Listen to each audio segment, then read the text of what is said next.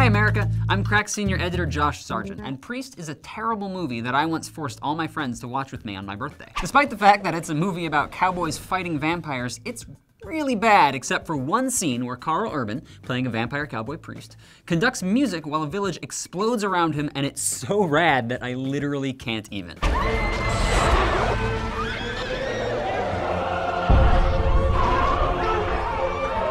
See? Not even. Not even at all. Not a smidge even because of all my feels. I don't even because my feels AF. Don't look at me like that. I'm a millennial. This is how we talk. That feeling when, am I right?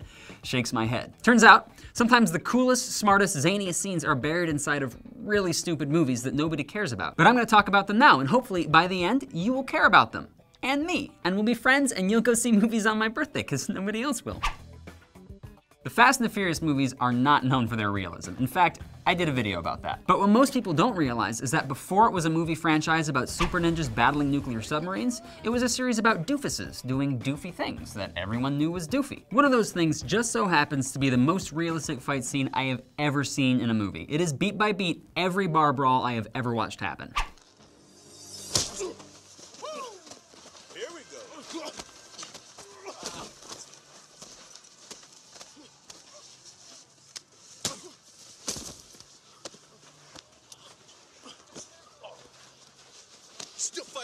Let's unpack their technique. First, notice how after the first blow, both people collapse into the dirt, hurting themselves far more than they've hurt each other. Second, notice how no subsequent punches actually land. Third, pay attention to the moronic trash talk. And finally, at the end, note the look of embarrassment as they simultaneously realize that both their dates just left with other guys. Reign of Fire should be my favorite movie ever because it has dragons and ridiculous accents and tanks, and this happens. And this. But it's not, and I don't even fully understand why, but when you watch it all together, it somehow comes off as... We figure they're like fish. The females spawn the eggs. One male passes over and fertilizes thousands. Did you hear what she said, Gwen? One male. That's why we never see any others, because there's only one. We kill the male. We kill the species. Dumb. But it also features probably the coolest depiction of a post-apocalyptic world I've seen outside of like a Fallout game, which is when Gerard Butler and Christian Bale reenact a certain scene from a certain movie. It's Empire Strikes Back. Just roll the clip, please. Join me, the Black Knight says, and we can end this conflict forever. I'll never join you, the White Knight says. You killed my father. I am your father. Where else are you gonna get to see Batman and Olympus Has Fallen guy reenact Star Wars? Nowhere. Nowhere aside from in this movie and in any internet video that provides commentary on it and can legally use that footage under fair use.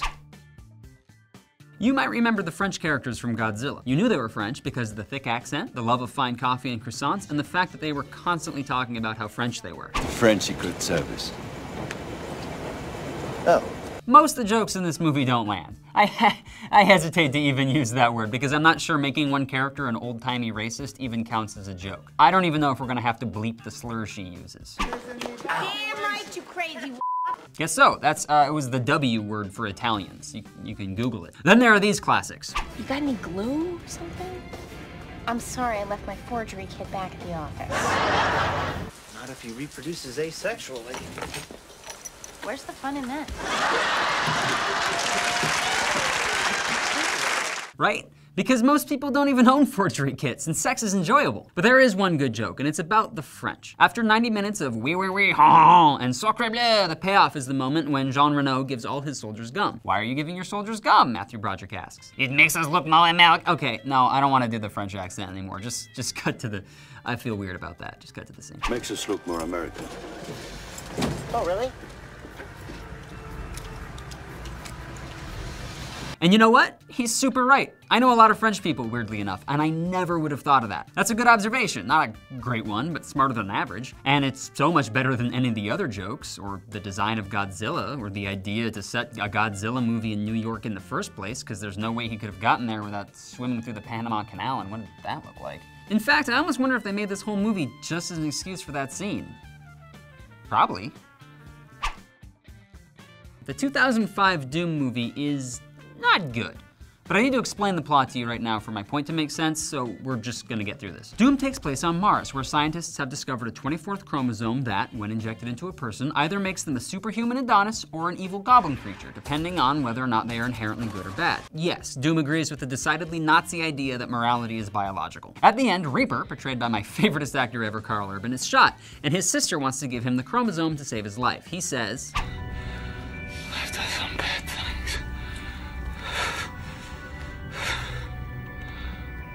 I know you. You don't know me.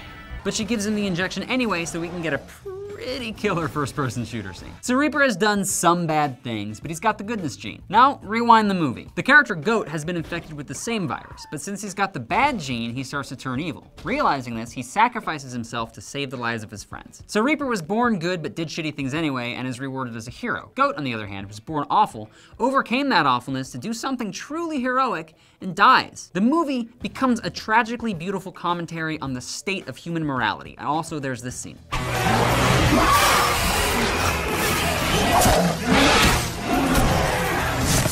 Okay, I admit I kinda love this movie. Don't tell anyone though, okay? It'll be like our friend's secret. Because we're friends. Now that we have two pretty good Wolverine movies, X-Men Origins doesn't seem so bad. Or it doesn't hurt to watch anymore. I feel like I can actually enjoy scenes like this one.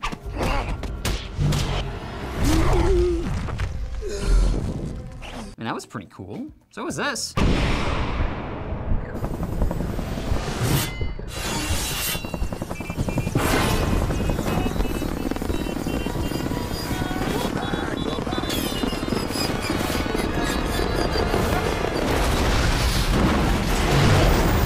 Right? It almost makes up for that god-awful ending.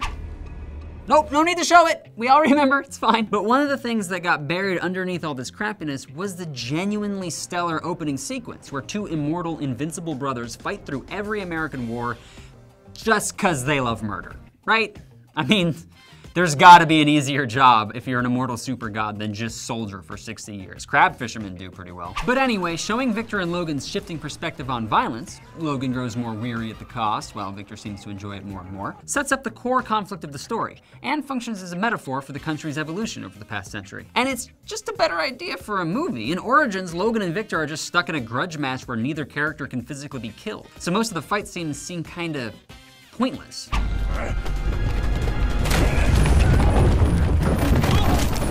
I mean, I've already seen this guy take a cannonball to the face. I know he's not gonna be killed by a log. But if Victor and Logan spent the movie fighting alongside other soldiers, there's some actual consequences to their action. Will they be able to protect their friends? Can they accomplish the mission? You have missions in war, right? How does war work? I grew up in like the only era where I didn't have to enlist. Suck it, children of the past and future. The Star Wars prequels are bad. Do I have to say that anymore? Nobody likes them. But we still like Star Wars. We'll always like Star Wars. Star Wars forever, my friends. Star Wars until the sun explodes. But hey, funny thing, when you think about awesome lightsaber fights, what starts playing in your head? Is it you know it, I know it, we all know it. The Darth Maul fight at the end of Phantom Menace is the best lightsaber fight in the whole franchise. Because that's the moment it went from being knights awkwardly bouncing each other in the head with laser broadswords to full-on laser ballet in space. Who cares that the laser wolves in the building make no sense? Who cares that Maul is kind of a nothing character with only one line of dialogue? This fight is so badass. I'm just so glad it never got ruined by some later movie introducing a ridiculous... It's over, Anakin! I have the high ground! You underestimate my power! Don't try it! Yeah, well, nothing lasts forever. Including our friendship, which will be over the second this video ends. I hate you. Hey, thanks for watching that video. If you want to subscribe, hit the big C in the middle. And if you want to watch more videos, hit one of the two boxes on the right. Also, don't forget to hit the notification bell icon so YouTube will notify you when we have a new video. Then go outside because life is short and birds are cute.